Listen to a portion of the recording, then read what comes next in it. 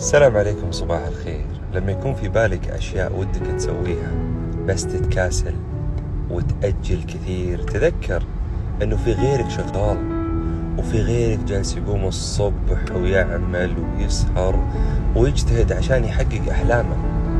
العالم تتقدم والأشخاص جالسين ينجزون، وحتى الأشخاص اللي يحسسونك أنهم مو جالسين يسوون شيء ممكن يخافون من العين. كل شخص عنده أهداف وجالس يحققها.